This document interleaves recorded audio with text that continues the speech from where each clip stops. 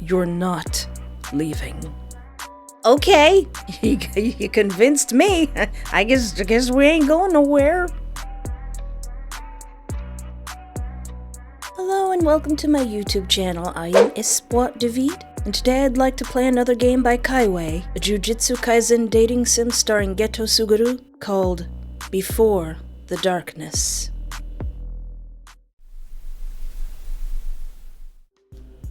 Geto Suguru announced a terrorist attack a few days ago.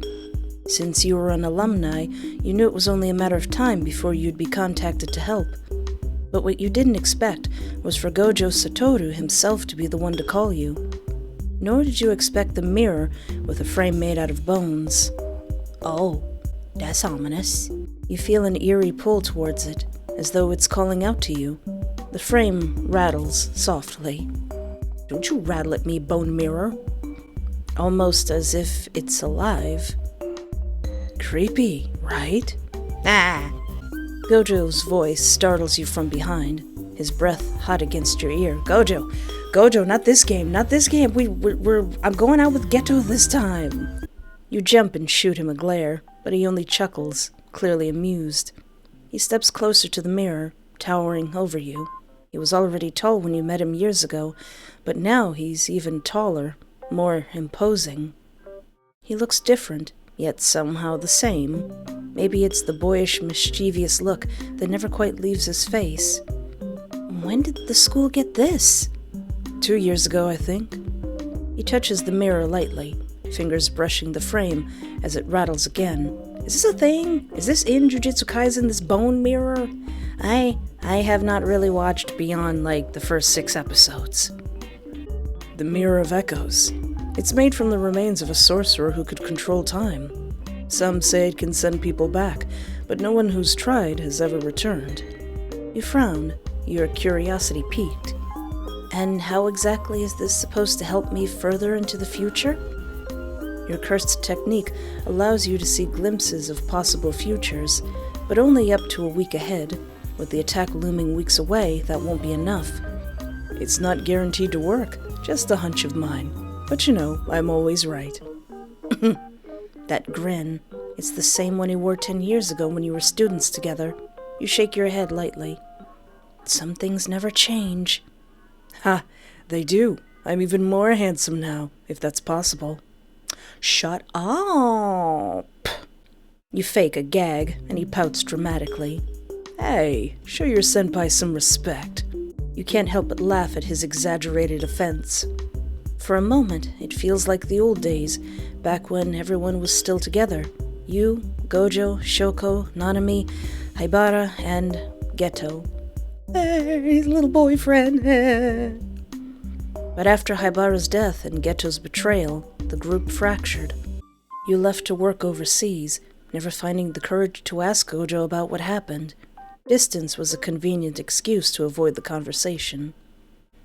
So, what do I do? You want me to see how Geto's going to attack, right? Gojo nods and steps towards the mirror. Without hesitation, he leans in, letting his head and torso vanish into the surface like it's a pool of water. Only the lower half of his body remains visible. Slap his butt! Slap his butt! You just stare at him, unsure whether to be confused or impressed. He wiggles his hips playfully. He's asking you to slap his butt! Come on. With a sigh, you step closer, placing your hands on the mirror's frame before dipping your head inside.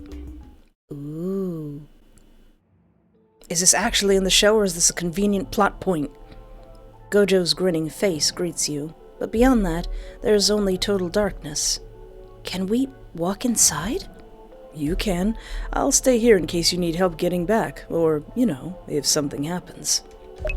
How comforting. Did your time abroad make you forget who I am? I'm still the strongest, Nothing is going to happen to you while I'm here.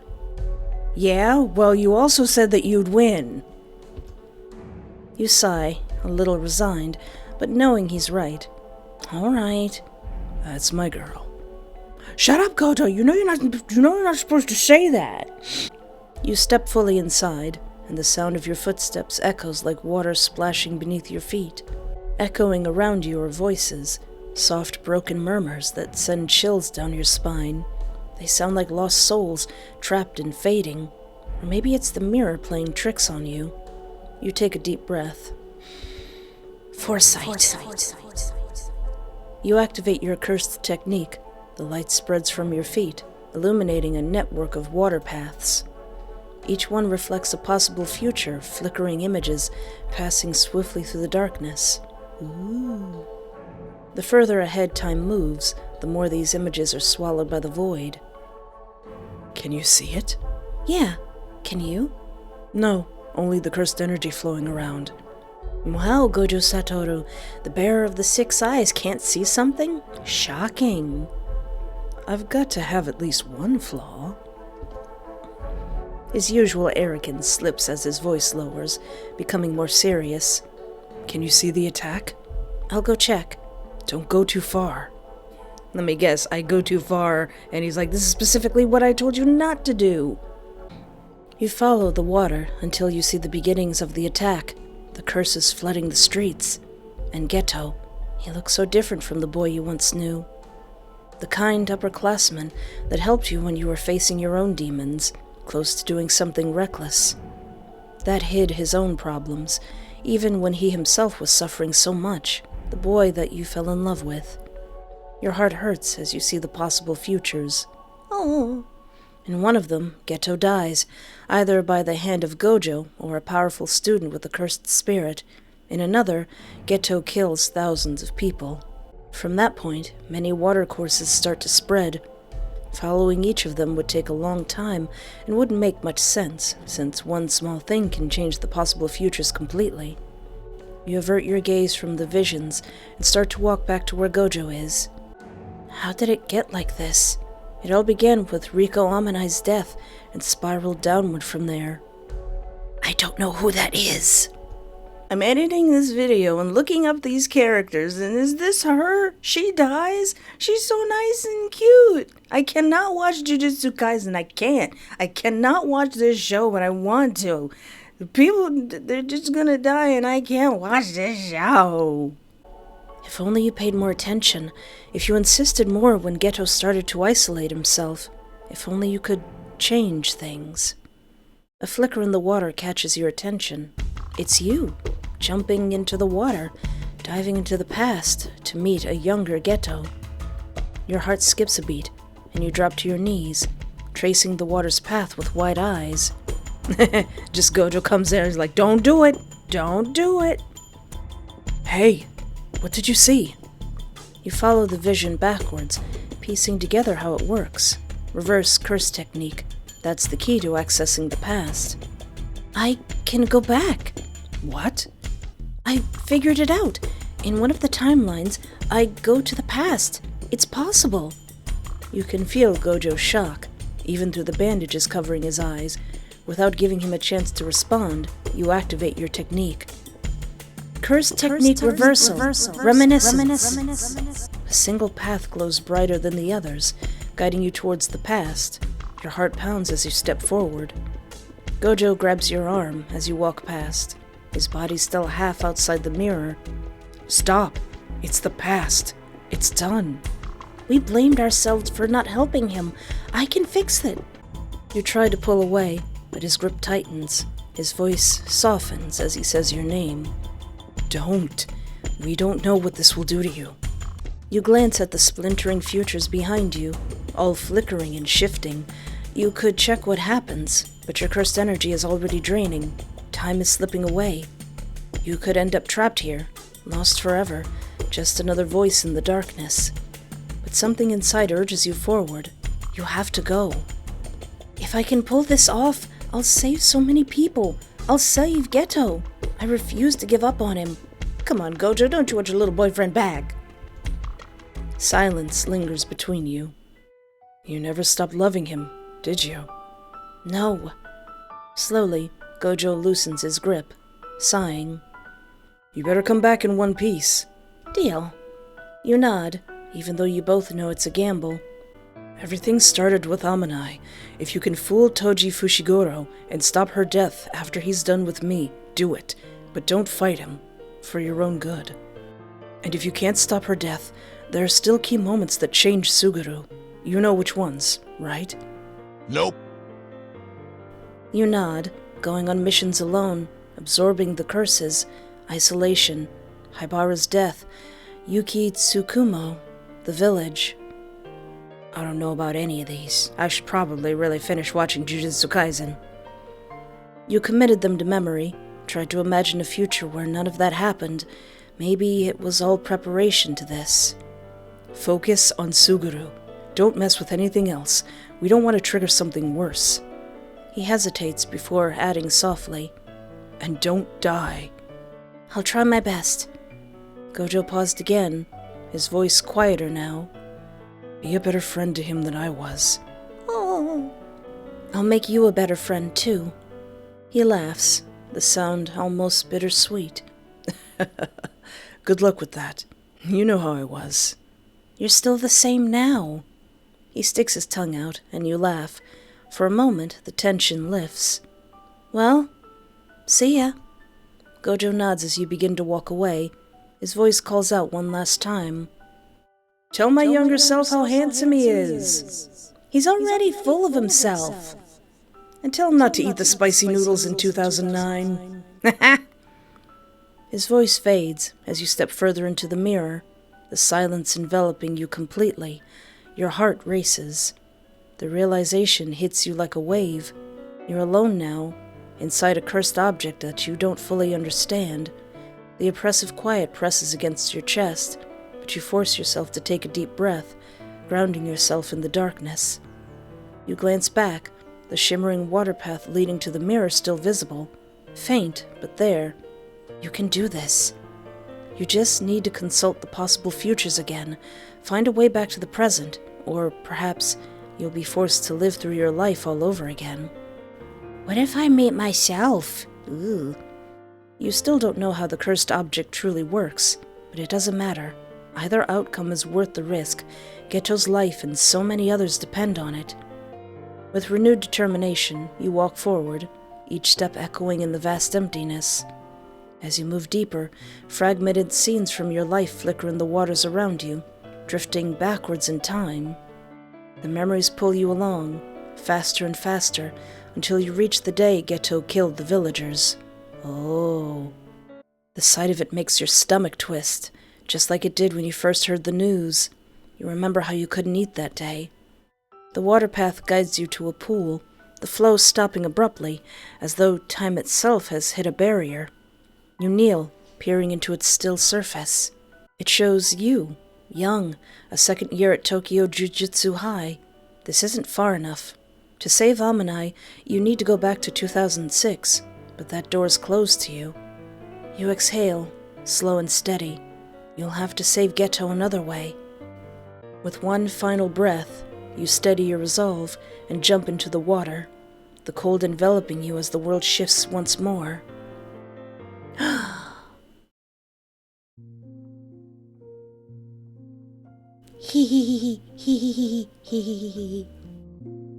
Hey, are you okay? Can you hear me? You blink up at him. Geto Suguru, younger, still the boy you once knew, not yet a cult leader.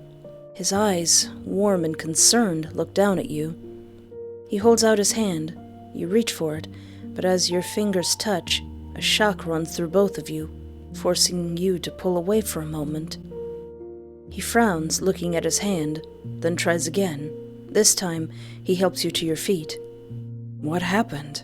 Did you overtrain? Don't push yourself. You glance down at yourself. The Jujutsu High uniform.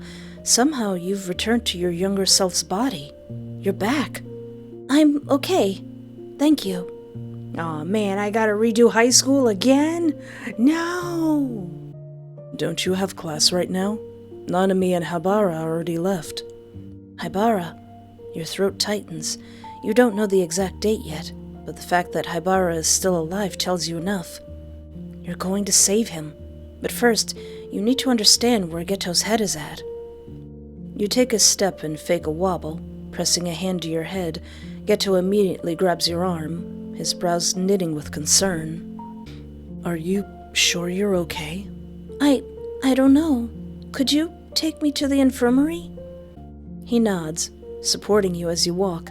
The air is filled with the soft fragrance of cherry blossoms in bloom. Spring. You ask him for the time, and he checks his phone. April 2007, 8 months after Riko Amanai's death. This is the beginning of Geto's descent, but it's not too late. You can still stop it. We could either say, "Have you been, lady?" or, "Do you think non-sorcerers are worth saving?" How you been, buddy? Fine. Lots of missions, but it's our duty as sorcerers. His tone is hollow, like he's trying to convince himself of it. You can already sense the cracks forming in his mental state. You have to act fast before his thoughts turn darker. You remember that during this time, Gojo was isolating himself, consumed by perfecting his cursed technique. Geto was starting to do the same. You can't let that happen. You try to change the subject, offering a lifeline. "Let's get some ramen together later. I'll invite the others." "I can't. I'm really busy these days. Sorry." He brushes off your efforts, distancing himself. "Listen, you're gonna have fun and you're gonna like it. Just like you feared." "Take care of yourself, all right?" When he leaves you out the infirmary door, a knot forms in your stomach. He's already starting to isolate himself. You need to find a way to stay close, to be by his side, before he slips further away.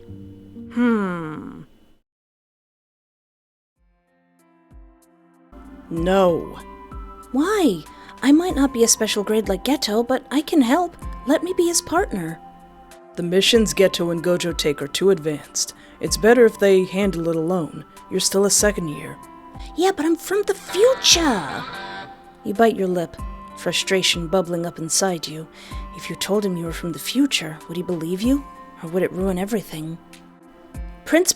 Professor, you know my cursed technique, right? Of course. You can see different timelines. He pauses, his eyes narrowing slightly. Did you see something? You nod slowly. Amanai's death affected Gojo and Geto more than you realize. They need guidance. If not you, then someone who can help. But more than that, Geto needs a friend, someone he can confide in. Please, let me be his partner. Yaga studies you, a frown deepening the lines on his face. You sound different, more mature. I come from the future! Right. Are you okay? Weren't you just at the infirmary? The future!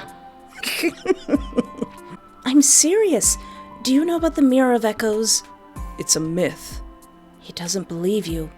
You sigh, frustrated. So the mirror isn't even at Jujutsu High yet. You should rest more. Yeah, I guess so. Please, Professor. I'll be careful. You give him your best pleading expression, and he sighs, a good sign. Fine, but you get any serious injury, even slightly, I'm pulling you out. You can't help the smile that tugs at your lips. Yes, sir. Hehehe, just as planned. Oh, Geto's POV. Geto sits on a plastic chair, his gaze drifting towards his kohai. His gaze drifting towards his kohai as she talks to the hospital staff. Patients are being escorted back inside after another curse exorcised. He isn't sure how long it's been since she started joining him on missions she wasn't even assigned to. Oh, is that me he's talking about? He had tried to protest, telling Yaga it was too dangerous, that she didn't belong in the same battles as him, but it all fell on deaf ears. He still doesn't know why she's so persistent in tagging along. It used to be obvious. He knew she had a crush on him. But now it feels different. He's like, is this girl trying to fix me? She seemed like a different person. No more furtive glances or nervous stammering in his presence. If anything, he's beginning to wonder if she even likes him anymore. She's just always there. Calm, steady, never asking anything of him. Even if he brushes her off, she finds him again, offering a walk around the campus or food after a tough mission. She never seems discouraged, even when he turns her down. It's almost like she's returning the favor for what he did when she was at her lowest. Can she see how close he is to breaking? Oof. Maybe it's her grandmother's doing. As one of the higher-ups, she might be pulling strings again, trying to push his Khywae into using her foresight for headquarters. He remembers how that nearly broke her a few months back. Or perhaps she saw something in one of her visions. Something about him. A future where the darkness finally wins. It warms him a little to think she's trying to change it, trying to give him a better future. But deep down, he wonders if that's even possible. It's hard to imagine anything good waiting for him. He touches his throat, frowning. She didn't let him absorb the curse this time. She exorcised it before he had the chance.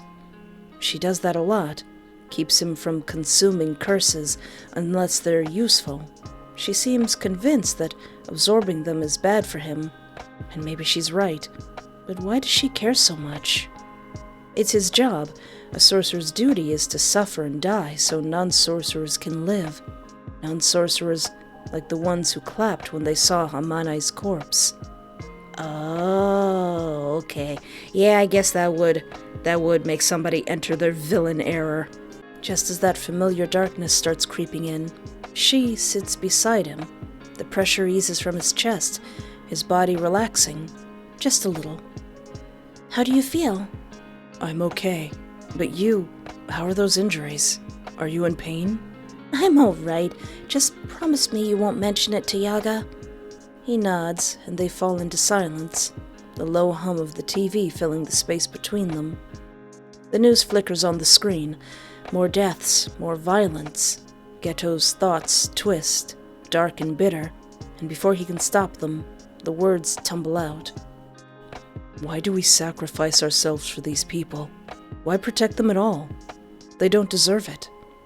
And then I suddenly punch Geto in the stomach. No, he doesn't need violence. He needs kindness. Maybe a little violence. His voice is sharper than he intended, laced with all the anger he's been carrying. His Khywae's gaze follows his to the TV. They're not all bad. He shakes his head. Maybe not, but there are too many bad ones, and it poisons the rest. Hey, that's cult leader thinking. Then he feels her gentle touch on his chin, guiding his gaze away from the screen. She turns his attention to the children being led by nurses to their rooms. This is why we fight. Not all non-sorcerers deserve our help, but we fight for the ones that do. His heart clenches at the sight of the children, thin, some without hair, their faces pale. He looks away. It's not fair. No, it's not, but we have to carry our burden, just like those kids have to bear a sickness they never deserved. He turns to her, taken aback by the wisdom in her words. When did she become so insightful? Not too long ago, it was him pulling her out of the depths of her own darkness. Now, she's the one lifting him up. She offers him a gentle smile as she stands up. Yeah, so if I could tell the future, I'm probably real bitter, like, what's the point if I know what the future is? If you only focus on the bad, it's all you'll ever see. You'll end up blind to the beauty that's still out there. With quiet grace, she picks up a forgotten toy from the floor and hands it to one of the children. They look up at her, eyes lighting up as they clutch the teddy bear tightly, a small smile breaking through the sadness. For a brief moment, the hospital seems quieter, the sterile walls, the beeping machines, the weight of his thoughts all fade into the background. All he can see is her, standing there, reminding him that there's still good in the world. It stirs something in him, how she sees light in places he thought were lost to darkness, even in himself. She returns, a soft smile curving her lips. So, ramen tonight? Before he can stop himself, Geto feels his lips tugging upward, a real, genuine smile breaking through. Yeah, let's go.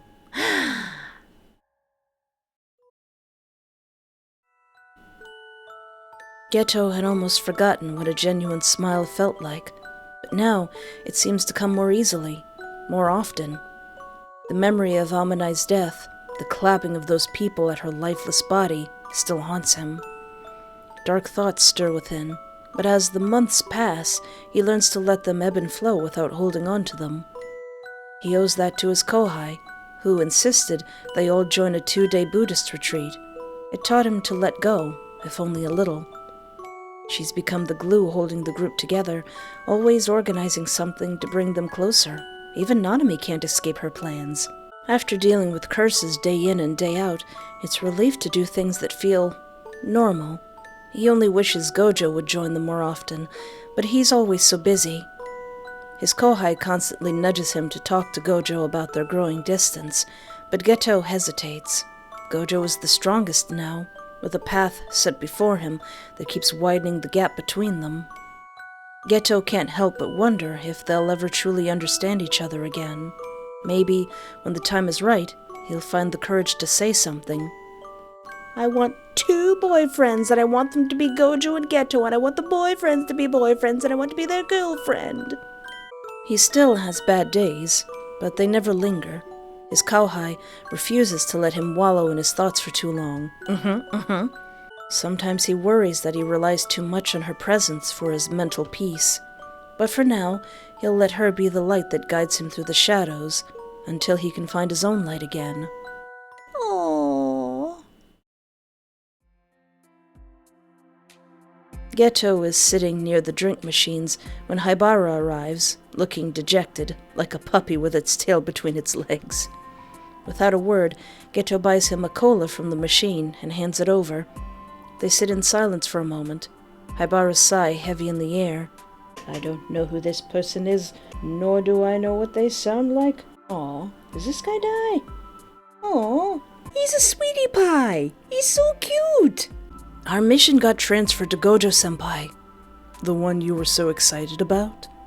Haibara nods, his shoulders slumping further as he lets out a long, drawn-out sigh. They announced it yesterday. Geto takes a slow sip from his drink, his brows furrowing. The higher-ups changed their minds? That's strange. They never changed their minds. Something must have happened. Or was this my doing? Because, nope, this is a canon event that we cannot have. Before he can dwell on it, footsteps approach. A tall, blonde woman saunters up to them, exuding confidence. Geto-kun, what kind of woman is your type? Who are you? I like girls who eat a lot. Before the blonde can respond, a familiar voice cuts through the air. Oh, you're Yuki Tsukomu, right? Special grade sorcerer? I've heard so much about you, senpai. You're my inspiration. Yuki stands a little taller, clearly pleased with the praise. Oh, really? Can we talk? I could really use some tips. Pretty please? Yuki hesitates, glancing at Geto, but then nods. Of course. Let's walk together. She turns, flashing Geto and Haibara a grin and a playful wave. Talk to you later. Don't forget to think about my question. As Yuki and his Khywae walk away, deep in conversation, Geto raises an eyebrow. What a strange woman. I don't know who she is. Don't you think she's changed out of nowhere? Who? Haibara points to his Khywae, now disappearing into the distance with Yuki. She seems really focused on keeping our group together. She wasn't like that before. She used to talk about leaving the country because of her grandma. Geto glances down at the tiny phone charm dangling from his phone. What did she say the character's name was? Kuromi? Aww. She picked a different charm for each of them, thoughtfully choosing one that matched the personality of everyone in their group. Did I give them all Sanrio characters? Haibara holds up his pinky finger. She even made me pinky promise we'd stay friends. Haibara glances thoughtfully towards the door his Khywae just walked through. I wonder if she saw something in the future. Geto follows his gaze, his mind turning, his Khywae's actions lately. Quick, precise, almost like she knows what's coming before it happens. Yeah, Maybe she did.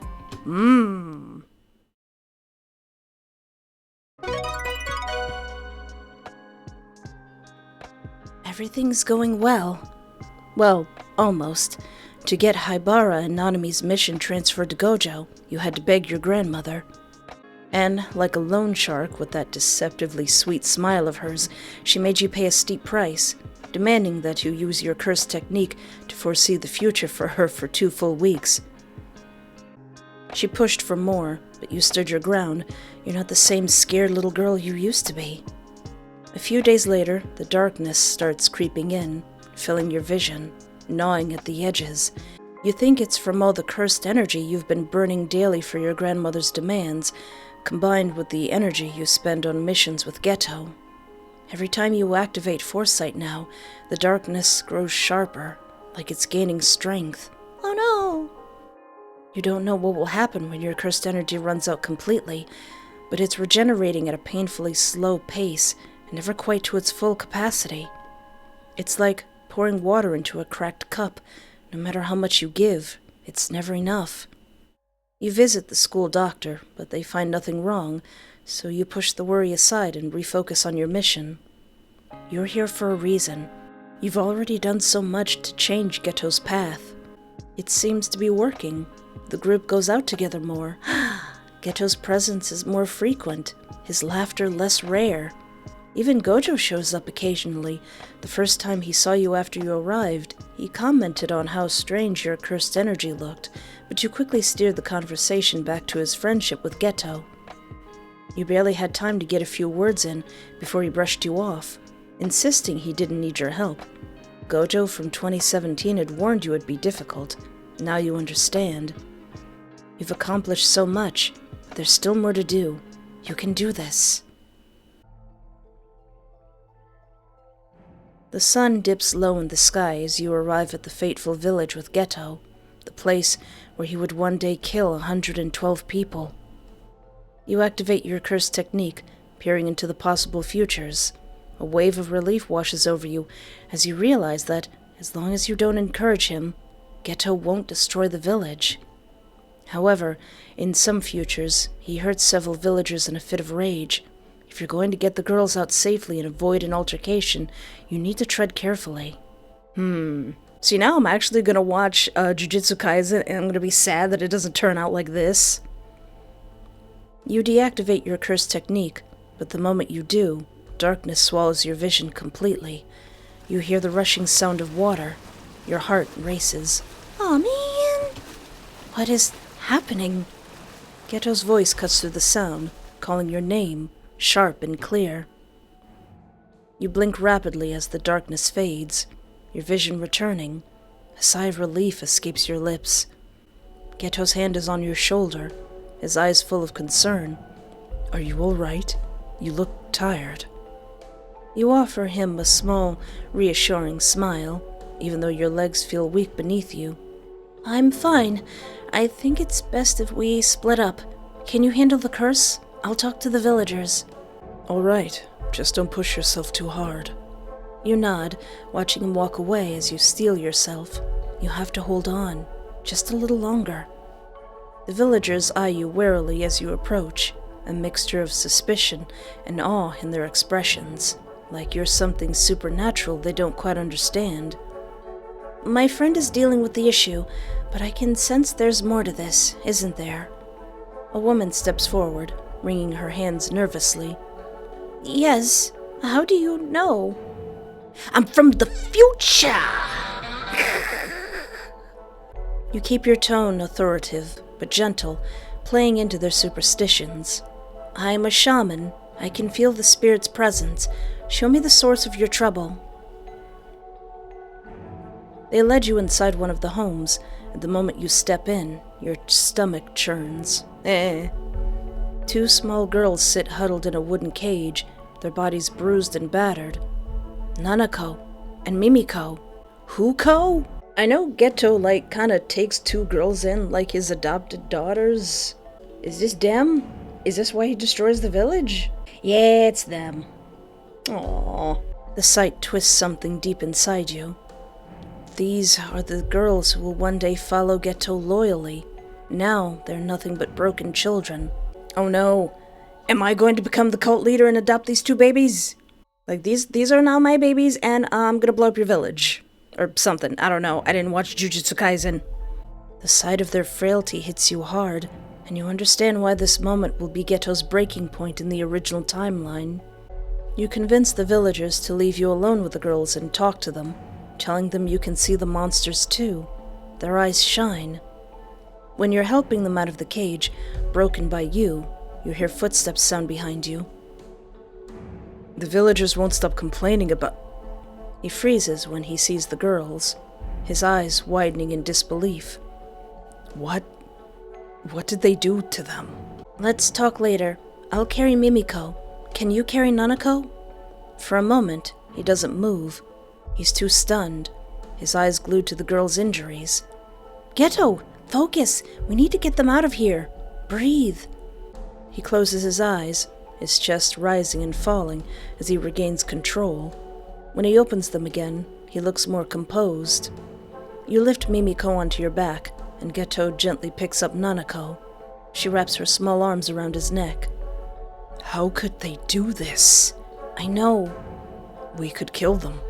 All of them. No. No. No. No. Get. No. No. There's actually alcohol in this, and I just sprayed it all over my arm. The rage in his voice matches the fire burning in your own chest. You know agreeing with him will ruin everything you've worked so hard for. Scare the villagers? Leave? Maybe later, but no, we're sticking to the plan. Let's just go. Killing them isn't the answer. These people will face consequences, but not like this. He bites his lip, clearly struggling with the fury inside him. Fine. Let's just get out of here. As you head towards the car, the villagers gather, blocking your path. Come on, guys! I'm trying to save your bacon! Where are you taking them? Mimiko clutches you tighter. They're coming with us. Move aside. We lied. We're actually Child Protective Services. A man's hand clamps down on your arm, his grip tight and unyielding. Sir, I'm from the future. We want to see them exercised right here. Kill them. Sir, shut up! Can't you see my friend here? Geto's fist flashes out in a blur, slamming into the man's face with a sickening crunch. Ooh. The force sends him crashing to the ground, blood splurting from his nose. Say something like that again, and you'll regret it. The villagers shrink back, fear replacing their defiance. You and Geto carry the girls away, keeping your steps steady and careful. When you've put enough distance between yourselves and the villagers, you slow your pace. What's going to happen to us? We're taking you somewhere safe. You don't have to be afraid anymore. The girls exchange a hopeful glance, a small spark of light returning to their eyes. You glance at Geto and find him already watching you, his gaze intense. You smile at him, and after a moment, he smiles back. Well, guess we're parents now. You release a breath you hadn't realized you were holding. You did it. Oh, he hasn't become a murderous cult leader. Yay, and we've got 2 daughters. You take the girls to a hotel. They're curled up together on the bed, fast asleep, their small bodies finally at rest. Geto stands by the side, watching them with a mix of concern and uncertainty. What are we going to do? Adopt them? His voice is quiet, like he's only now realizing the full weight of what you both did. You wonder how he managed to raise them before, but you're certain he can do it again. Especially now, because this time he won't have to do it alone. In 2 years, Gojo will go after Megumi Fushiguro. Maybe Geto can convince him to help the girls in the same way. If it's Geto asking, you doubt Gojo would refuse, and with the backing of his clan, the girls would be supported financially as well. We need to talk to the others. Professor Yaga will know what to do. 'Cause he's not the principal yet. Suddenly, your vision darkens. The The familiar sensation of being pulled into the void creeping in. The sound of rushing water fills your ears, louder than before. Panic grips your chest. You don't know what to do. You're already using what little cursed energy you have left to fight against the pull. Gosh darn it, Void, I thought I was done with you. Geto's voice slices through the fog, calling your name. You blink, your vision clearing just enough to see him gripping your arm, eyes filled with concern. I'm okay, I'm not dying. I'm just from the future. What's happening to you? I'm from the future. You wish you knew. All you can tell is that your cursed energy is draining, and fast. You can either keep fighting, draining your reserves, or surrender to the darkness and face whatever comes next. Now, obviously, I want to fight. But what happens if I surrender? The darkness creeps closer, swallowing your vision piece by piece. Everything is fading, becoming blurry and distant, like the world is slipping away right before your eyes. I need to rest a little. All right, I'll grab something quick from the convenience store. Take care of our babies. Give them PlayStation 4. You nod, sinking into an armchair and closing your eyes. The roar of rushing water fills your ears, drowning out everything else. You take a deep breath and stop resisting, letting the darkness pull you under.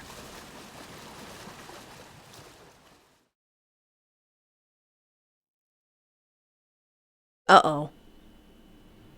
Geto steps into the hotel room, eyes scanning for his Khywae. The girls are still asleep, curled up peacefully, but she's nowhere in sight. He frowns, pulling out his phone and dialing her number. Voicemail. He tries again. Nothing. Oh.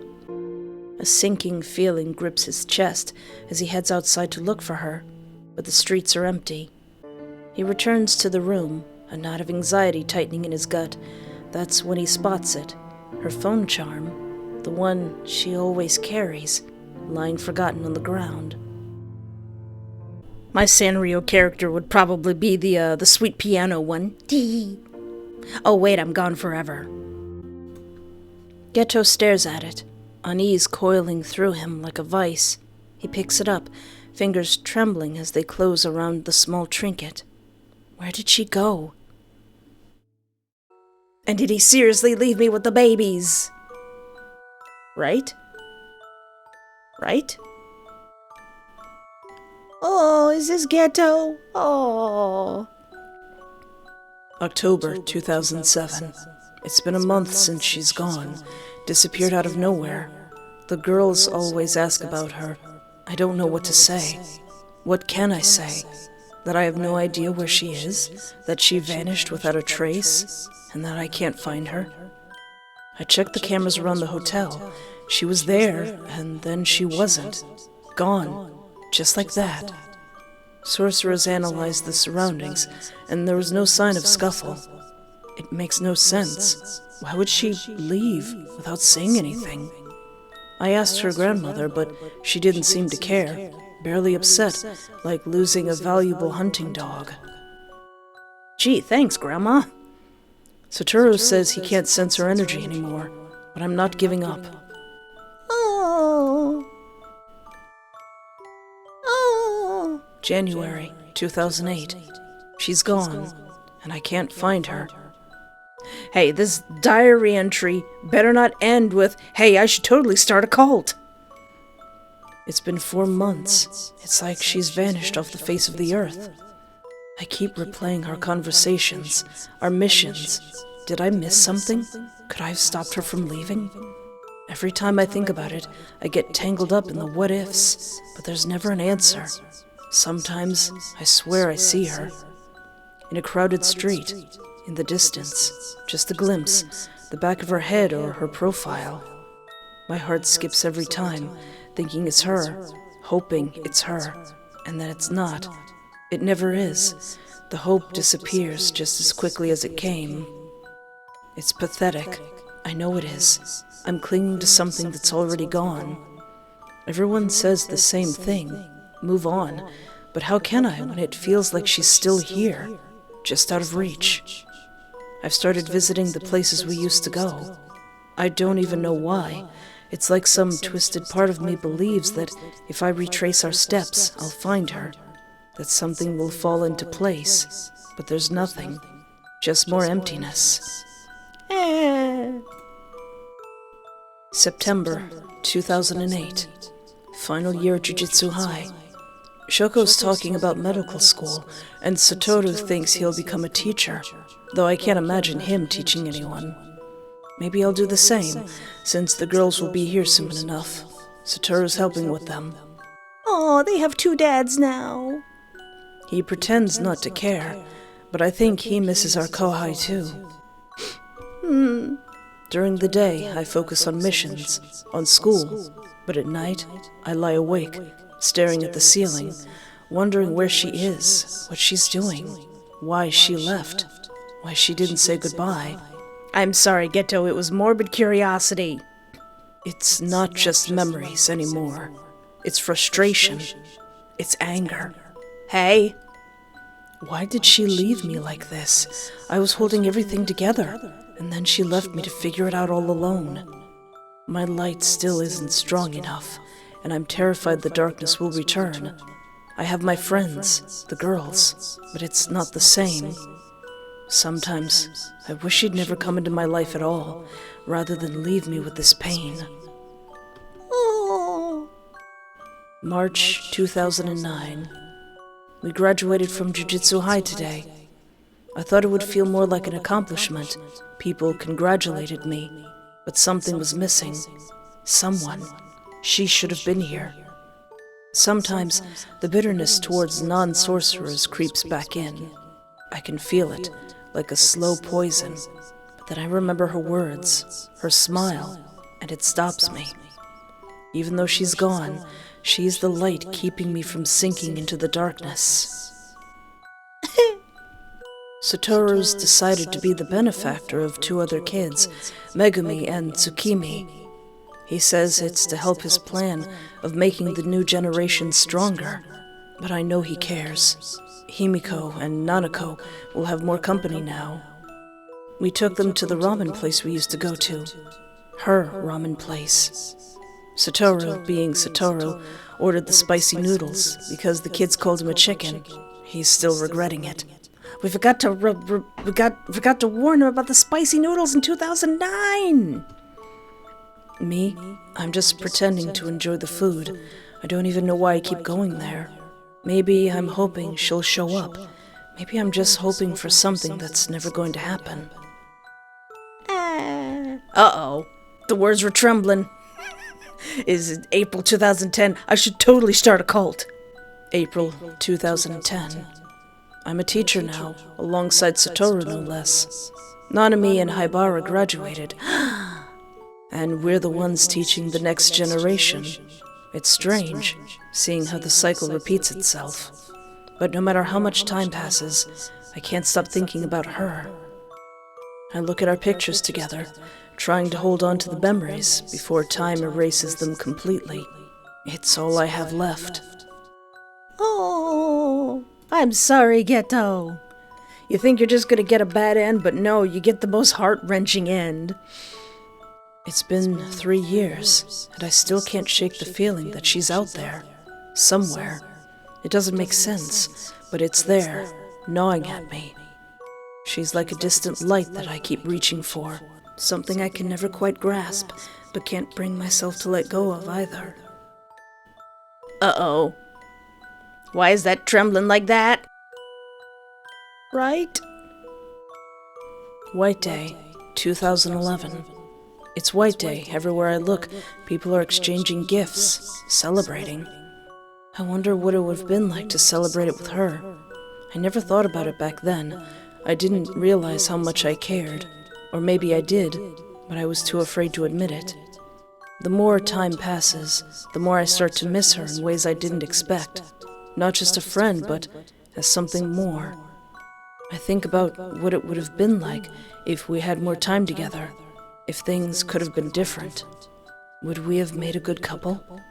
But it's too late now, I know that, and yet I still let the images of what could have been fill my mind. Sometimes I feel like they're going to consume me. Oh no! This is exactly what I didn't want to happen! June 2012. I thought by now I'd have let her go, but I haven't. I can't. It's been 5 years and she's still everywhere. In my dreams, in my thoughts. I see her face every time I close my eyes, hear her voice in the silence. I've tried to move on.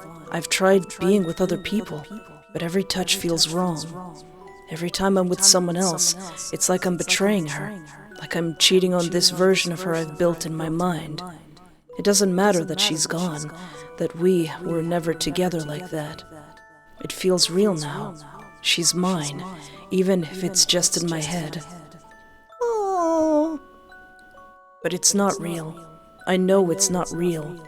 I wonder how much longer I can keep doing this, how much longer I can keep holding on to something that's not there. But the thought of letting her go, it feels like giving up, like losing the only part of her I still have, like losing a part of myself.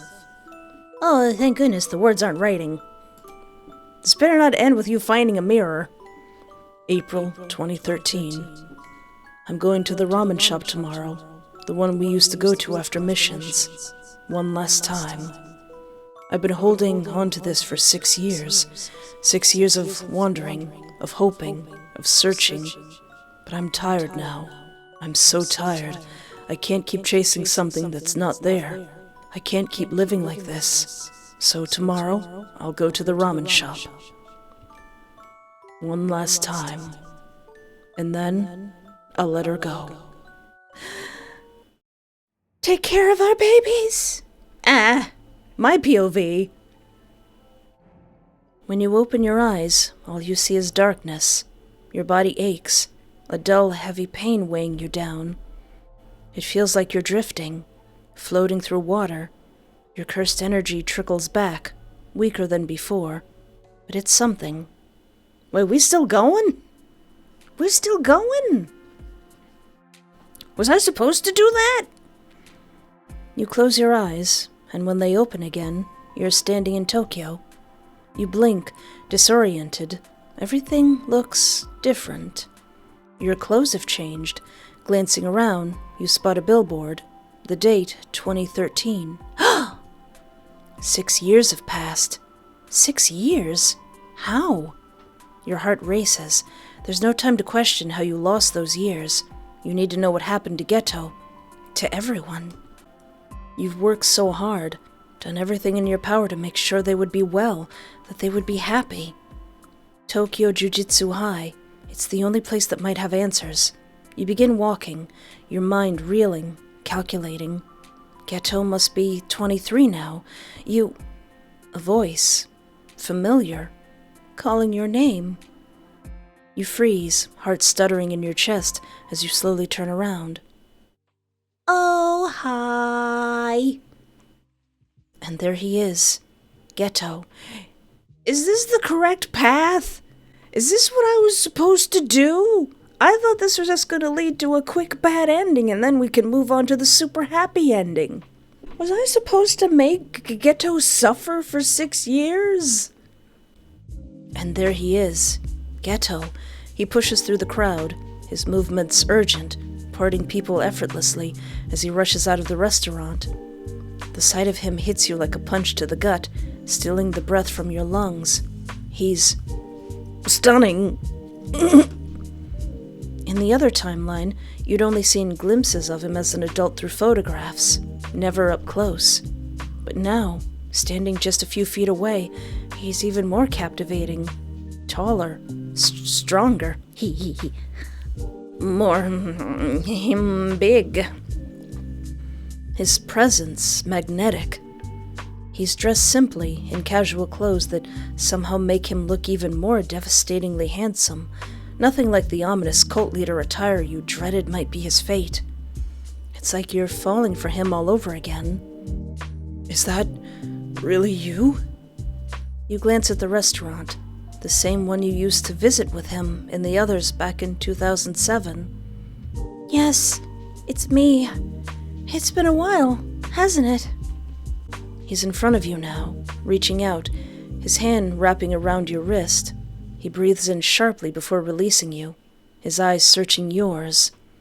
You feel the weight of those 6 years in his expression. Your disappearance, it changed him. How have you... 6 years. I've been looking for you for 6 years. Where have you been? You just vanished. I didn't want to leave. It just happened. He laughs, but it's cold, bitter.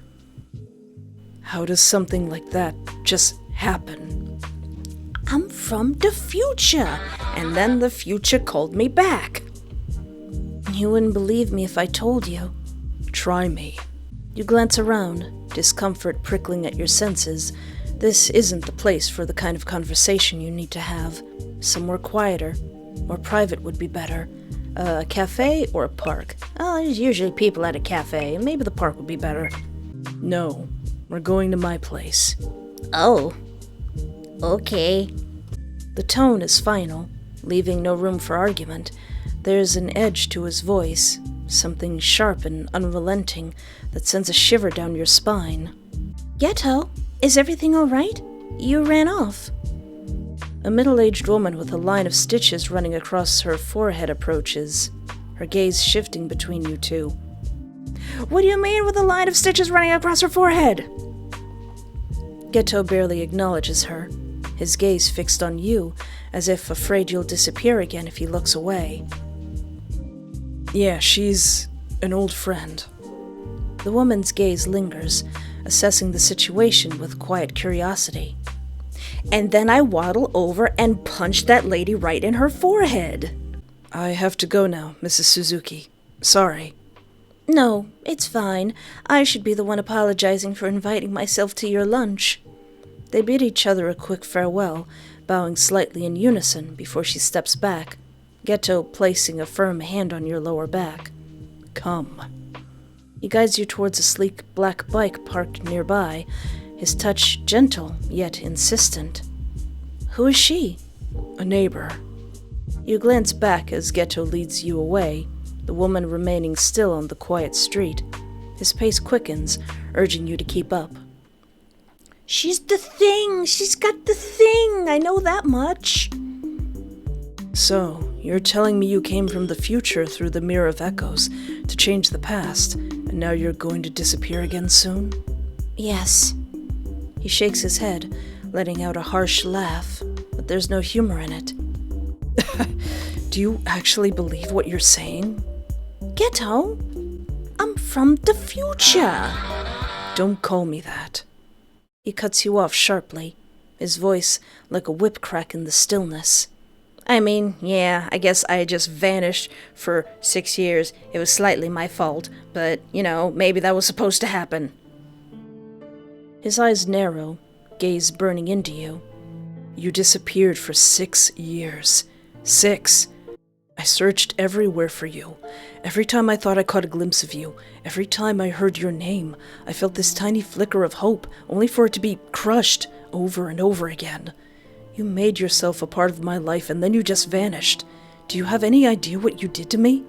And now you show up, out of nowhere, talking about time travel, cursed mirrors, and disappearing again like it's nothing. You really think I'm supposed to believe that? You really think this makes up for anything? You left me with nothing, and now you expect me to just accept it? Yeah, kinda. His voice cracks at the last words, the anger not fully hiding the pain underneath. His eyes meet yours, the depth of his hurt clear now. His words come softer, but they're no less heavy. I waited for you. For years I waited, and now you're telling me you're leaving again? He steps closer, his voice dropping to a whisper, the edge of something darker curling around his words. If you're going to do this, if you're going to break me again, at least call me Suguru. You swallow hard, heart aching as you see the desperation in his gaze. Suguru, I know none of this makes sense to you. I wish I could explain it better. I didn't want this. I never wanted to hurt you. Then why did you? His voice is strained, filled with a mix of confusion and hurt. You want to tell him more, explain everything, but you know it won't make a difference. He won't understand. Not now. Maybe not ever. You let out a long sigh, feeling the futility of it all. I'm sorry. I need to rest. My head is fuzzy. His gaze softens a little, the tension in the room easing, but the pain lingers in his eyes. All right, we can talk tomorrow. I'll take you to Shoko. She can help. You nod meekly, knowing there won't be a tomorrow for you here. Geto doesn't need you in his life anymore, not after everything. Your disappearance hurt him once, and you can't do it again, but you know you have to. He guides you to the guest room, a suite, spacious and comfortable. You take a shower, the warm water soothing your aching body, being trapped in the void for 6 years. But it does nothing for the ache in your chest. You lay down on the bed, staring up at the ceiling. You need to leave during the night. The clock blinks 3 a.m. The apartment is eerily silent, and your heart pounds as you carefully turn the doorknob. You ease the door open, wincing at every creak, and glance nervously towards the dark living room. Nothing but shadows. You take a deep breath and step out into the room, each footfall slowed and measured. Your fingers tremble as you reach for the door's lock. The click of it unlocking echoes loudly, far louder than it should. Suddenly, a screeching noise pierces the silence, making your heart lurch violently. A curse forms at the door, dark and sinister. You stumble back, eyes wide as it vanishes. I knew you'd try to leave. Listen, this is for your own good, sweetheart. You whip around, and there he is, Geto, standing just inside the living room. His tall frame bathed in the low warm light of the lamp he's just turned on. He steps towards you, and the light casts long, sinister shadows across the room. Did you really think I wouldn't notice? No. His words make your stomach drop. His eyes are dark, and there's something unsettling about the way he's watching you. An intensity that wasn't there before. Oh no, has he transformed into a yandere? For good reason, I did vanish. He takes another step forward, the tension between you suffocating. You take a step back, pressing yourself against the door, trying to keep your voice steady. It's better this way. I don't have much time. Enough with that. Oh no, what are you going to do, Suguru? His voice cuts through yours, sharp and dismissive. Just tell me why you left and why you want to leave again.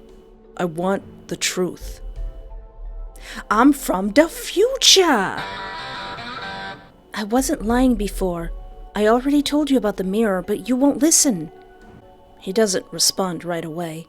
Instead, he steps even closer, towering over you, his gaze locking onto yours. The look in his eyes, something raw and possessive, sends chills down your spine. You're not leaving. Okay. You convinced me. I guess we ain't going nowhere. You blink, heart racing. What? You heard me. You're not leaving. Your heart stutters. He's so different, so intensely focused on you. How did he become like this? What happened while you were gone? Did you somehow cause this? Suguru, I'm sorry if I hurt you. I never wanted to leave in the first place. Then don't leave now. You don't understand. No, you don't understand.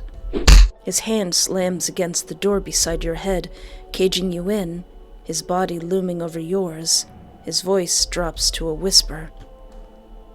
I won't lose you again. You're staying here, with me. I don't care what you think is going to happen. He leans in, his face inches from yours.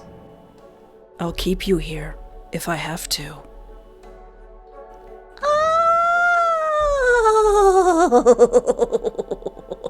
Geto. Geto, please. Please, Geto, no, don't do that. That would be awful. That would be terrible. You stare up at him, your mind spinning. He's not the same man you left behind. The darkness in his voice, the unrelenting intensity in his gaze, it sends a shiver down your spine. But there's something deeper inside you, something that's always loved him, that's inexplicitly drawn to him now despite the danger in his words. What happened to you? You. His voice is raw, laced with an emotion you can't quite place. You happened to me.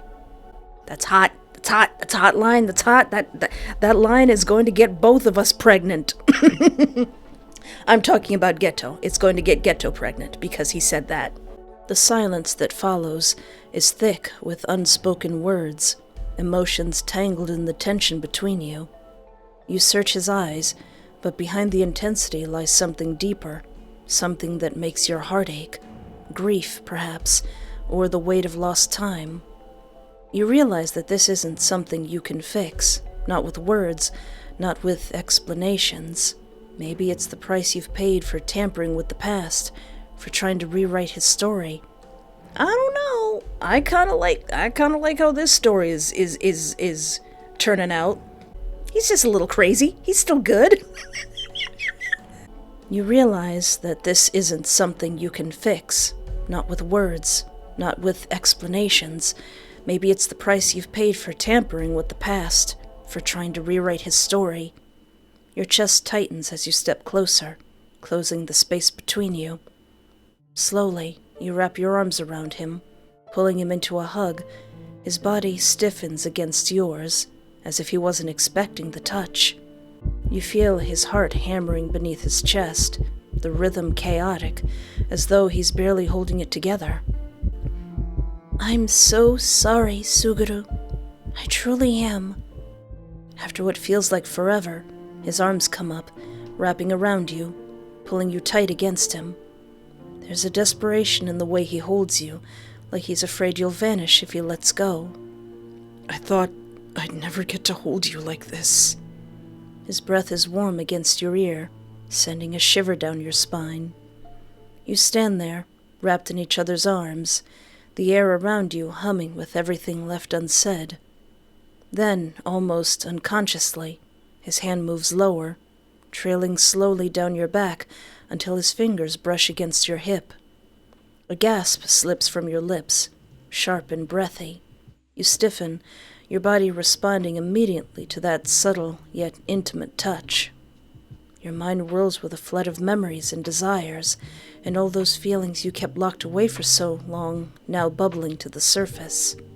You'd spent years in the original timeline, wanting this, wanting him, dreaming of what it would feel like to be touched by him, to be held so close you could feel his heartbeat against yours.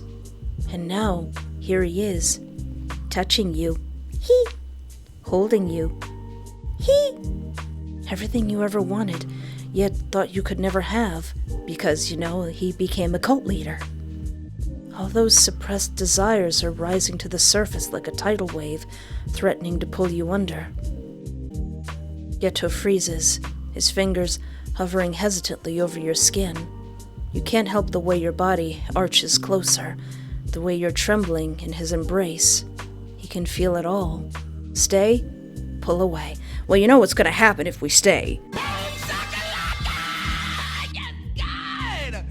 Geto, I'm sorry. I'm sorry, I can't. We can't. It would just hurt you more. You pull away, trying to push down the desires simmering beneath your skin. You can't afford to let it consume you. Not now. If you let this go further, if you get more involved, it might change the timeline. It might unravel everything you've done. I won't leave. What? You take a shaky breath, trying to gather your thoughts. You've already hurt him enough by leaving once, and staying might hurt him even more, but it doesn't seem to matter now. He's already on edge, every fiber of his being taut and ready to snap. I thought leaving would ease the pain of losing me when I disappear again, but I know now it's futile, so I'll stay. His eyes grow narrow, filled with suspicion. He's not listening to the part where you keep telling him you're going to disappear. It's like his mind is refusing to process it, his possessiveness taking over instead. Uh-oh. You just tried to leave, and now you want me to believe you're suddenly deciding to stay? His words are edged with mistrust. Oh. The uncertainty hanging in the air like a thick fog. You sigh, realizing he's too unstable right now. No matter what you say, it won't work tonight. Yeah, what do you want me to do? I can't control the fact that I'm going to vanish? 'Cause I'm from the future? What do you want me to do? Sleep in the same bed with you so you can watch me all night and make sure I'm not running away? Yes. For a moment, neither of you moves. The silence between you stretches on, thick with tension, before you finally relent. Okay. Oh. You follow him to his room, your heart racing as you lie down beside him. It's the closest you've ever been to him, and it feels too intimate, too dangerous. You can't ignore how your feelings for him are intensifying, how they've always lingered just beneath the surface. He reaches out, and though every nerve in your body is on edge, you don't move. His fingers brush lightly across your cheek, the touch almost reverent. I can't believe you're actually here, that you're real, not a dream. Oh, he's been suffering for 6 years. And just when he was about to let go, then I show up again. Oh, this poor man. He has every right to turn into a yandere. He leans closer, his breath warm against your skin. Your heart skips a beat, and you close your eyes, bracing yourself for something more. But instead, he pulls back. You open your eyes and glance at him, seeing him typing something on his phone. The moment passes, your eyelids grow heavy, and eventually you drift off, your last thought lingering on how much time you have left with him.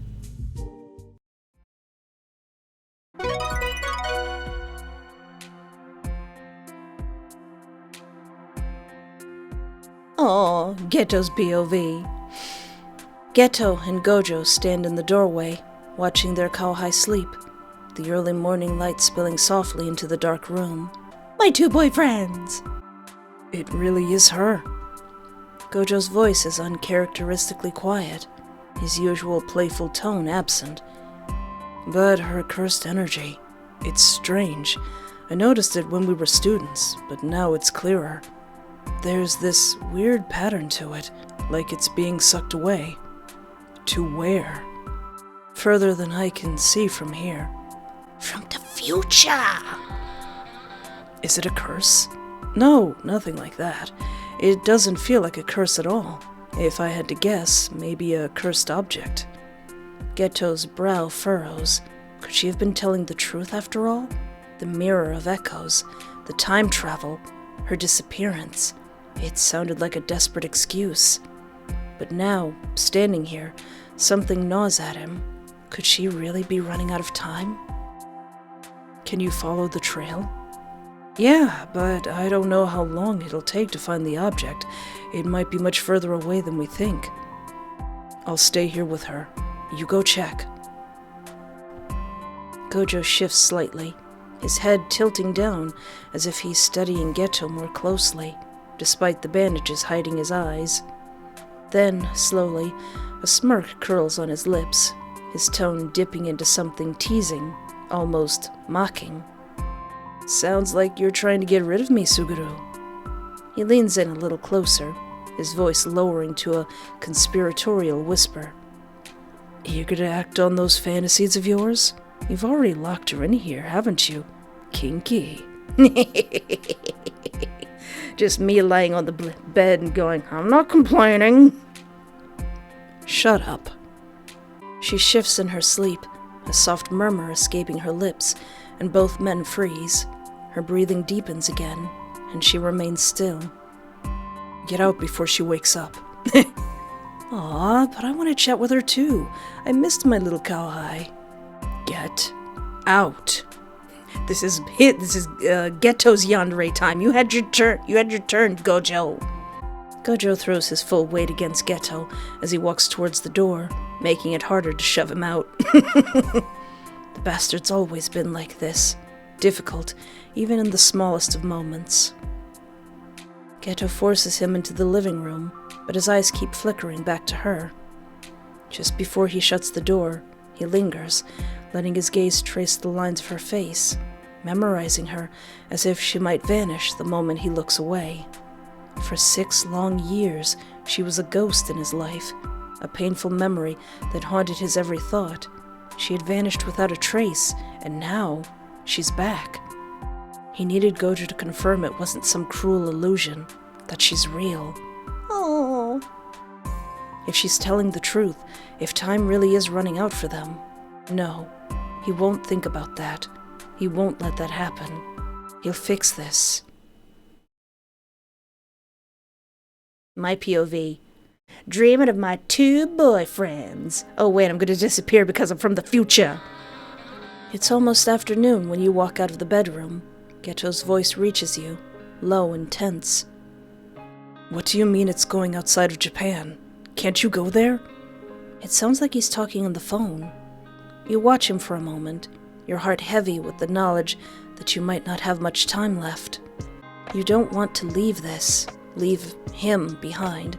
You need to use foresight to see if the future you from this timeline has managed to fix any of this. Carefully, you sit down on the ground, steadying your breath. You need to be strategic and not drain too much cursed energy. Taking a deep breath, you activate your cursed technique. The familiar sensation washes over you, pulling your consciousness towards the possible futures. Normally, you can see weeks ahead, but this time, all you see is darkness, thick and all-consuming, spreading across every future path like a void. It's closing in faster than you anticipated. Oh man! Panic claws at your chest, and the sound of rushing water echoes in your mind like a distant warning. The darkness is already close, threatening to devour everything. Suddenly you hear your name, muffled and distant, as if underwater. Then a hand grips your arm, grounding you. Mm-mm. You blink your eyes open, and Geto is there, kneeling in front of you, his eyes wide with fear. You were disappearing. You nod, your voice weak, barely more than a whisper. Yeah, like I told you would happen. I tried to use foresight to find a way to fix this, but I can't see anything. There's only darkness in all my futures. His eyes widen, disbelief mixing with something far deeper. Are you really from the future? What do you think I've been saying this entire time? Geto! A small, humorless chuckle escapes you, though it offers no comfort. Yes, from 2017. He stares at you, his mind racing, as if he's only now putting the pieces together. What happened in 2017? You didn't tell him before, but now, as he asks, he deserves to know. In my time, you became a curse user. You announced a terrorist attack in Tokyo and Kyoto. Gojo wanted me to use the Mirror of Echoes to predict your moves, but I found out I could go back in time with it instead.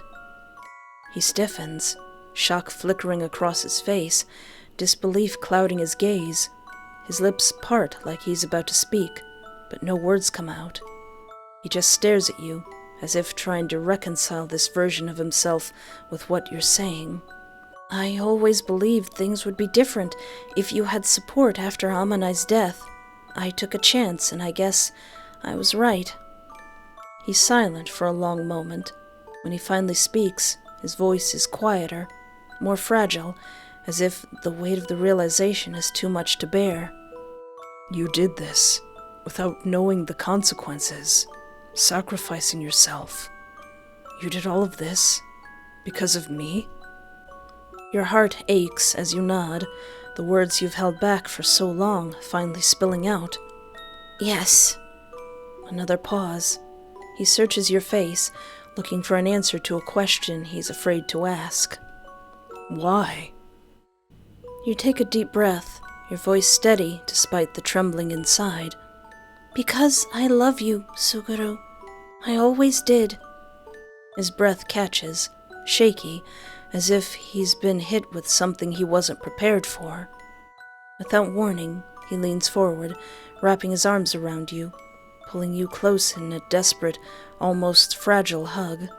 His grip tightens, as if he's trying to hold you in place, to stop you from slipping away. You did all of this for me, and I didn't even know. You offer a bittersweet smile. You know now. I hope you live a good life. Do it for me. He shakes his head, his eyes dark with determination.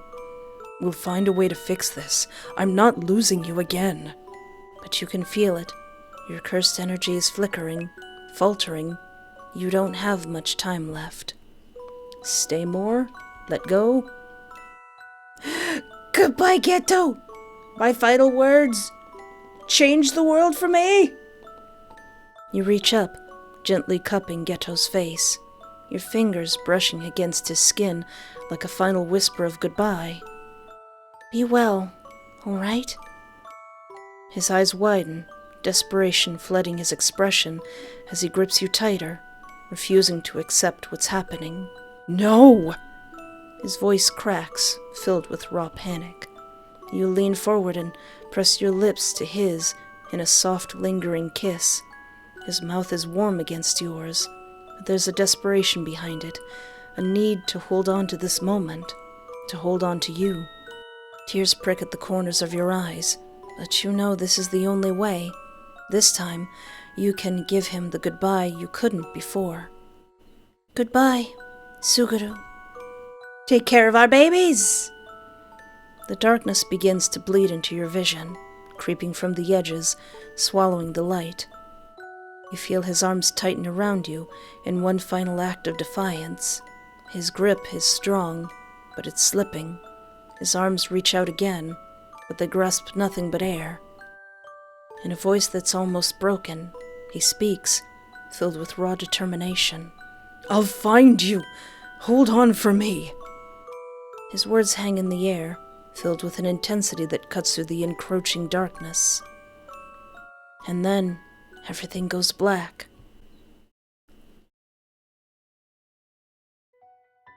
Ah! Ah! Ah! No joke, I'm tearing up. I got the lump in my throat. I'm crying. I'm crying, Khywae. Khywae, how could you do this? Someone cooked here. The writing in these is so good. I haven't even watched Jujutsu Kaisen. I don't even know who most of these characters are, and I'm crying. Give me a second. Geto remains frozen, staring blankly at the empty space where she was just moments ago. If there's one thing that's always going to get me in any kind of media, it's someone's loved one just slowly fading away in their arms. The silence presses down on him, each second stretching into an eternity. His fingers curl slowly, the ghost of her warmth lingering on his skin. He can't lose her. He won't. The resolve solidifies like steel in his chest. He knows she'll return. But he won't wait idly this time. When she comes back, he'll be ready. He'll make sure there's a way to keep her with him. Reaching for his phone, he dials a familiar number. The line clicks, and a voice answers on the other end. Suguru, if this is you finally offering to let me join in, I'm almost offended it took you this long. Geto exhales slowly, dismissing Gojo's playful tone with a tight shake of his head. I need your help to find a curse.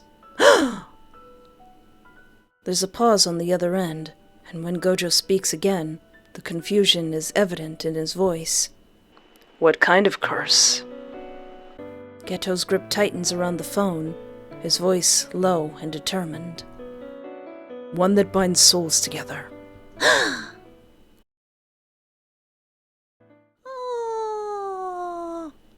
Well, I hope he finds it. My POV. It's not over yet. We're still going. The sensation of being dragged through freezing water clings to your skin, a suffocating weight that pulls you deeper into the darkness. Muscles straining, you push against the powerful current, each movement a desperate struggle. Your cursed energy flares weakly, just enough to slow the water's grip. You need to reach him, Suguru. His name is the anchor that keeps you from being swept away. A ragged breath escapes you as the water fades into the background, slipping further and further away until, finally, you're free. The world snaps into focus, and you stumble forward, gasping as if you've been holding your breath for an eternity. You shudder. The sensation of being pulled through freezing water still clings to your skin. Your chest heaves with each breath, and you feel your cursed energy flicker like a weak flame, barely holding on. But then, warmth, strong, familiar arms wrap around you, and you feel yourself sinking into them, the world finally settling into something solid and real. If I turn around and Geto has a big white beard, it's gonna be pretty hot. You're back. I'm back. From the future. Okay, I don't even know where I was. His voice trembles, relief and something else, something raw, pouring through each syllable. He tightens his hold, pulling you closer, his scent enveloping you in a way that makes your heart ache. You lift your head, blinking up at him. Suguru, how long this time? His gaze softens, and he brushes a thumb gently across your cheek. You lean into his touch, the familiar warmth of it grounding you to the present. 1 year. 1 year. You sag against him, a weak smile pulling at your lips. Not 6 this time. Hey, maybe next time I'll only disappear for a couple hours. You fought against the pull of the water, the pull of time, and you won. He lets out a breath, his shoulders relaxing just slightly, as if finally letting go of some terrible weight. You mean I missed our children's birthday? Did you get them the Xbox? What are they on now? I don't even know. Wait, now that I think about it, the PS4 wasn't even made in 2009. Frankly, I prefer the PS2. I'm getting off topic. Before you can respond, he leans down and captures your lips with his. The kiss is rough, desperate, as if trying to anchor himself in the reality that you're truly back. Your fingers curl into his shirt, holding on, letting the warmth of his touch melt away the lingering chill of the void. A loud, deliberate cough interrupts, breaking the moment. Gojo! You want to get down on this too, Gojo? Come on, bring it in. I meant it when I said I want 2 boyfriends and I want the boyfriends to be boyfriends. So, you're both going to keep ignoring the fact that I'm standing right here? You pull away slightly, your breath hitching. A faint smile tugs at your lips as you glance over at him. How have you been, Gojo-senpai? How have I been? How about how you've been, Miss Jumping Through Timelines? He steps closer, expression softening as he takes in your exhausted state. Suguru told me what you did. You've given us a second chance. Thank you. What's the Gojo who I left back in the mirror doing? Is there going to be some kind of time paradox? But then again, that's something you don't gotta worry about, 'cause this is fictional. You open your mouth to speak when a coughing fit takes over. Geto's hold on you tightens protectively, and he looks over your head at Gojo. We're doing the binding ritual. Okay. Gojo's smile falters, his shoulders stiffening. So we're binding all 3 of us, right? Right? All 3 of us. We're having an actual love triangle, a proper love triangle. Suguru, that curse, it's the only way. Your heart races, a sense of unease curling in your stomach. You look up at him, searching his face for answers. Suguru, what are you talking about? He draws in a deep breath, his gaze softening. A dark rift tears open beside him, crackling with cursed energy. Oh. From within, a humanoid figure emerges, a cursed bound in heavy chains, its form twisting and writhing as if struggling to break free. This curse, it was born from people who turned to dark rituals to force their lovers back to them. The curse shudders, its hollow eyes locking onto you, and a chill runs down your spine. Geto, honey, this looks like something we probably shouldn't be messing with.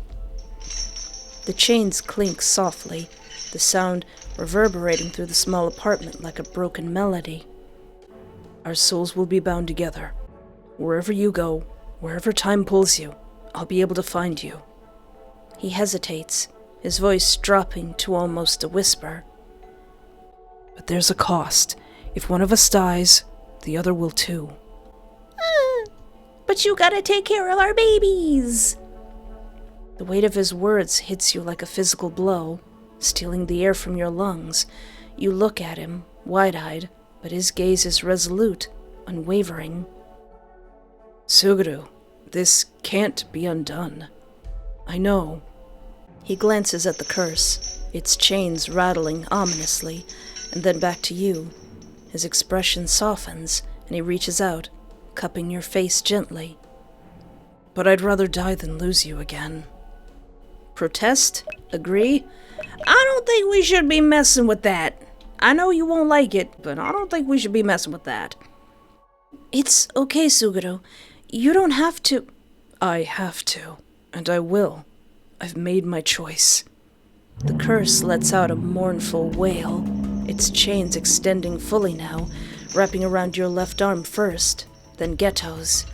The metal is cold, biting into your skin, but there's a strange warmth spreading through you, a sensation that's eerily familiar.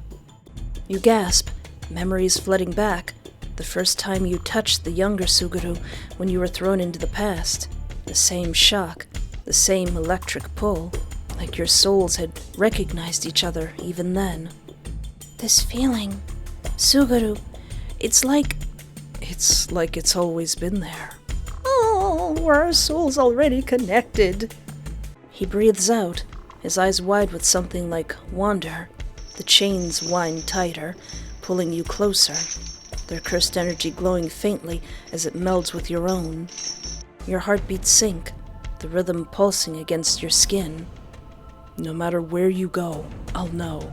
I'll tear through every rift, break every barrier, until I find you. As darkness encroaches on your vision, your energy slipping, you feel his presence deep inside you, a constant, unbreakable thread connecting you. You lean into him, the steady beat of his heart echoing through the bond. I'll find you, no matter what. His voice is the last thing you hear as the world fades away, a promise that reverberates through the binding, echoing softly in your soul. Oh, I'll find you, always.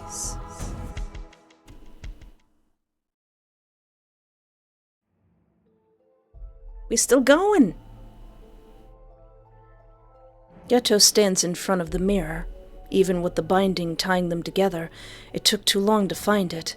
Too many battles fought. Too much time wasted. His reflection is barely visible in the murky surface. Beside him, Gojo waits silently, his presence steady despite the tension hanging in the air. A curse lurks in the corner, holding a thin, glowing rope. Geto secures the other end around his waist, feeling the pulse of its weak, cursed energy. Oh, that's a good idea, actually. It's a lifeline, one that'll guide him back once he finds her. You better come back in one piece. Geto glances at him, determination etched in every line of his expression. Deal. He steps into the mirror. The cold surface envelops him, swallowing him whole. Darkness descends, thick and endless, draining his strength. He can't tell how long he's been walking. Seconds, minutes, or hours blur together in the oppressive void. His cursed energy flickers weakly, consumed by the darkness. Her exhaustion weighs on him, flowing through the bond like a heavy fog. Each step is a struggle, each breath a reminder of how weak she's become. He feels her presence tugging at him, closer than ever, and frustration courses through him. He needs to get to her as fast as possible. Gritting his teeth, he summons a curse, a massive, sleek creature that bursts forth from the shadows, its form resembling a cross between a wolf and a dragon. Sick. Powerful legs ripple with muscle, and its lean body is built for speed. Without a moment's hesitation, Geto grabs its mane and swings himself up, his urgency bleeding into the curse through their shared energy. Go! The curse leaps forward, claws scraping against the dark ground as it takes off at a breakneck pace. The void around them blurs, and he weaves through the darkness atop the creature, its powerful strides eating up the distance in mere seconds. He passes shadowy figures, lost souls drained of energy, their eyes hollow and sightless. The thought of her becoming one of them makes his heart clench. He scans the darkness, and then he sees her. It's that weird girl over there saying that she's from the future. She's lying in the shadows, her energy reduced to a faint flickering ember. The darkness claws at her, draining her bit by bit. He pulls the curse to an abrupt stop and leaps down, reaching her in 2 long strides. Her eyes flutter open, sensing him before he even speaks. You really came? Of course. I promised. He gently lifts her into his arms, cradling her against his chest. Her body is so light, so fragile, like she could disappear at any moment. This is like, gosh darn, Hercules in the Disney movie going down into the thing to get Megara, and then punching Hades in the face. We were always each other's light. Let me be yours again. Without wasting a second, he climbs back onto the curse, pulling her up with him. He positions her in front, his arms wrapped around her waist to keep her steady. The creature takes off again at his command, sprinting through the void with incredible speed, its powerful muscles coiling and releasing in a rhythmic pattern. But he can feel its energy flickering, its stamina draining, just like his own. The curse's pace slows, each stride more labored as the void drains its energy, but forces it forward, each sluggish step bringing them closer to the exit. If we don't make it out of here and we get trapped in here together, I'm gonna cry. The rope's pulse falters, the void closing in around them, but Geto clenches his teeth, unwilling to give in. He won't lose her again, not to the darkness, not to anything. His energy wanes, his strength draining away, but he refuses to stop. He'll push this curse and himself to their very limits. No matter what it takes, he'll bring her back. Geto carries you out of the mirror, and as the oppressive darkness finally releases its grip, the world around you begins to shift. The cool air of the outside world washes over your skin, refreshing yet sharp against your senses. The lingering exhaustion from the void clings to the both of you, making your limbs heavy, but you can feel your strength gradually returning, the curse of the mirror losing its hold. Gojo is sitting in front of the mirror, his posture relaxed but alert. The tension in his shoulders eases, and a tired smile tugs at his lips as he watches you both emerge. You wonder how long he's been waiting. About time. I was starting to think you were redecorating in there. Geto unties the rope around his waist and gently sets you down. Your legs are shaky, and you have to steady yourself against him as your feet touch the ground. The oppressive weight of the mirror's curse begins to lift, and the fog of fatigue slowly recedes. Before you can fully regain your bearings, Gojo wraps his arms around both of you, pulling you into a tight, exaggerated hug. His cheek presses playfully against yours. All right, enough drama. Who's up for ramen? I'm starving. You can't help but laugh, the sound bubbling out of you as the tension finally melts away. You're still tired, but the energy seeping back into your limbs makes it easier to breathe, easier to smile. Same place? Of course. Geto grins, the warmth of it spreading through you as he pulls you closer, his arms securely around your waist. The dull ache in your muscles slowly fades, replaced by the familiar comfort of his presence. His touch, once a lifeline in the void, now grounds you in a world that feels brighter, more solid. Now that you're back and not dying, I really need to know. He leans in slightly, his voice dropping into a conspiratorial tone. Did my version in the other timeline manage to make Nanami smile for more than 2 seconds in a row? And please, tell me I got my own statue somewhere. Something tasteful, like life-size with glowing eyes, maybe. Did Yaka finally approve my mandatory nap time policy in that timeline, or did he ban me from suggesting it again? Geto sighs, giving Gojo a look that's half amused and half exasperated. Satoru, you're scaring her. Hey, I deserve to know. The three of you turn and head towards the exit, the shed behind you, now just a relic of a past you've finally escaped. You lean into Geto's side, savoring the way his presence radiates a warmth that pushes back the last traces of the mirror's chill. As you walk, you cast one last glance back at the mirror. Its dark, swirling surface looks almost peaceful now, but it no longer holds the same power over you. You whisper a silent farewell to the shadows, knowing that chapter of your life is finally closed. Bye all the zombie people who I met who got trapped in the mirror. There's no need to worry about the past or the future anymore. All that matters now is the present. Tee. The end. Wowie. I thought that was gonna end way, way longer ago. He. That was nice. That was real nice. He.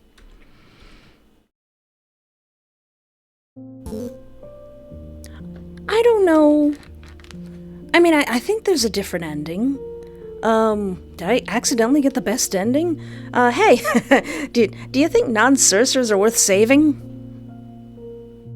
He freezes mid-step, turning to give you a cautious look, his eyes narrowing in suspicion. What? Why would you ask something like that? No reason. His voice is guarded, his gaze sharp. You realize you've pushed too far, too soon. Whoops. Never mind. You can't never mind yourself out of that. You try to change the subject, offering a lifeline. That's not really gonna work. But the villagers shouldn't go unpunished. Killing them isn't the answer. These people will face consequences, but not like this. He bites his lip, clearly struggling with the fury inside him. Fine. But we can give them a scare they'll never forget. By mistreating these children, you've angered the god that rules over this region. Some villagers scoff, others sneer. They're not taking you seriously. Yet. Disrespect the gods again, and they won't be so merciful. A few villagers spit at the ground, their expressions darkening. Okay, if this is what you had to deal with, Geto, I kind of don't understand you becoming a cult leader. Don't tell us what to do. A dark rift opens behind Geto, and a massive curse steps out. Nanako and Himiko's eyes widen as they grip you both tighter. The villagers remain oblivious. They can't see it, but they feel it. The curse's massive clawed foot slams into the ground, cracks spider webbing outward from the impact. The earth shudders violently, a deep rumbling growl reverberating through the air, sending shockwaves towards the villagers. They scream, stumble back, clutching each other in a desperate bid for balance. See? The curse pauses, its glowing eyes fixed on the trembling villagers. Some drop to their knees, heads bowed, their arrogance shattered. What do we do? You just told us not to tell you what to do. Please, help us. You and Geto share a brief look before turning back to the cowering villagers. You start by demanding they apologize to the girls, watching as they stammer out pitiful, trembling apologies. Then, with a straight face, you list a string of absurd tasks they must complete to appease the god, things like crawling up a hill on their knees or gathering specific, impossible-to-find herbs before sundown. Tasks meant to break their spirits, just as they tried to break these children's. It's not enough to make up for their cruelty, but it's something. Okay, I didn't expect everything would keep going if I just surrendered. So what if I actually try for my precious Geto and fight through the pain? You summon every last ounce of cursed energy, forcing the darkness back to the edges of your vision. I'm fine, just tired. Geto doesn't look convinced, but he lets it go for now. You both sit in silence, the weight of everything heavy between you. Did you see something in the future? What do you mean? You keep interfering, showing up out of nowhere, trying so hard to keep the group together, keeping me company. You hesitate, the answer balanced on the tip of your tongue, wondering if you should finally say it. From the future! But instead, you opt for something safer, something he can handle. I saw some things I didn't like. I'm just trying to change them before it's too late. Do you think it's working? You think of all the things you've managed to alter so far, the changes in Geto's path, the way his future seems brighter now. You smile, though it feels bittersweet. Yeah, I think so. He nods, and the silence stretches between you again. I appreciate it, how you've been there for me. Things would have been so different if you hadn't been around. Yeah, he would have got real mad at those two baby girls being tortured. I don't think he would have taken that very well if he was alone. You did the same for me back then. I wouldn't be here if it wasn't for you. He pauses, as if weighing whether to say something more, but then he shifts, the moment slipping away. Instead, you talk about everything and nothing, his plans for the future, how he wants to make sure the girls are taken care of, that they have a better life, how he'll try to talk to Gojo. You listen, feeling your heart swell with affection for him. You realize then that you'll always love him, every version of him, but each love is different, a reflection of who he is at that moment in time. Hours pass, filled with shared stories and whispered conversation, until exhaustion pulls him under. He falls asleep beside the girls, their tiny forms curled against him. That's when you feel it, the darkness, more insistent than before, creeping rapidly into your vision. Your chest tightens as you stifle a cough, pain spreading like a dull ache. Oh! You need air. Every step outside makes your body feel heavier, your breath shorter. Oh no, am I going to disappear outside? The lights flicker, shadows twisting like phantoms at the corners of your sight. The sound of rushing water roars in your ears, drowning out everything else. You fumble for your phone, trying to send Geto a message, but the darkness swallows you whole before you can finish. You take your time, memorizing every curve, every strand. It feels intimate, almost sacred. Ask about Gojo, ask about the group, ask about the girls. Are our babies okay? Is our children's okay? They're in school now. Since I'm constantly on missions, they live with Megumi and Tsukimi Fushiguro, Satoru's protégés. They have a governess, so they're well taken care of. Okay, do they each have a PS4? In fact, get a PS4 for Megumi, too. The conversation flows, easy and natural, and for the first time in what feels like forever, you feel a lightness in your chest. Everything is working out. Your sacrifice wasn't in vain. You glance at Geto, who catches you smiling. Why are you smiling? I'm just happy that you didn't kill a bunch of people, you aren't a cult leader, and you don't show up with stitches in your forehead. You cuddle together in bed, your head resting on his chest as he holds you close, but your strength is fading. You cough, and when you pull your hand away, you see blood smeared across your palm. Oh, okay. Geto sits up immediately, panic flashing in his eyes. I was trying to get the bad ending, and I got the great ending, so now that I've picked the good choices of staying with my Pookie, I'm gonna disappear anyway. I should have taken you to Shoko. You shake your head, your voice barely a whisper now. It's okay. You lift your head, meeting his lips with yours in a soft, lingering kiss. There's a finality in it, a goodbye wrapped in a touch, something you wish you didn't have to give. Goodbye, Suguru. You are your own light. Always remember that. Darkness begins to creep into your vision, swallowing the room, the bed, and his face in a slow, inevitable wave. You feel your cursed energy draining, the pull of the void dragging you under. But Geto isn't ready to let you go. He refuses. With a furious determination, he summons curses around you. He calls them forth, trying to bind you to this world, using their powers to stop the unraveling. You can hear him muttering, his voice desperate, pleading, commanding the curses to keep you anchored. But it's no use. No matter how many curses he summons, how desperately he tries to contain you, it's all slipping away. You feel his arms tightening around you, but they're passing through, as though you're made of smoke. He clings to you, trembling as he watches you disappear before his eyes. No, no, please! His voice breaks, filled with raw anguish, but the darkness takes you, enveloping everything. You try to speak, to say something, anything, but the words don't come. Your voice is lost in the void, just like you.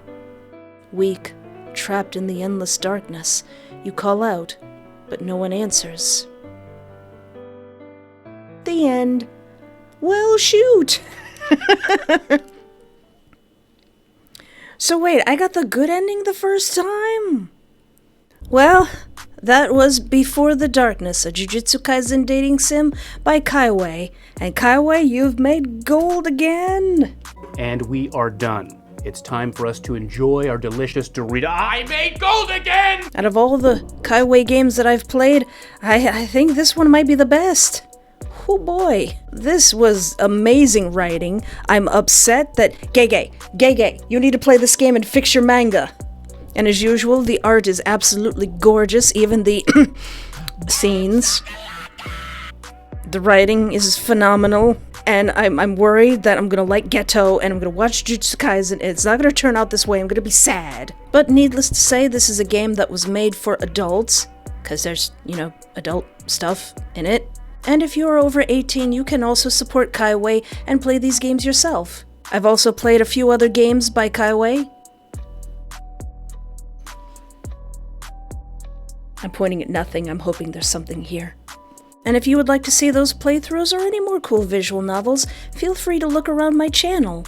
And don't forget to like, subscribe, or interact in any way that's comfortable for you, because we're trying to make it to 100,000 subscribers. Well, I need to recover from how much I'm falling in love with both Gojo and Geto. I'm gonna get to Jujutsu Kaisen, and I'm just gonna be upset. I'm gonna cry. I'm gonna be mad. I won't be able to enjoy it because I'm not going to have two boyfriends who are boyfriends. And as always, thank you so much for hanging out with me. Take care of yourself, have a great night, and remember, there is always hope.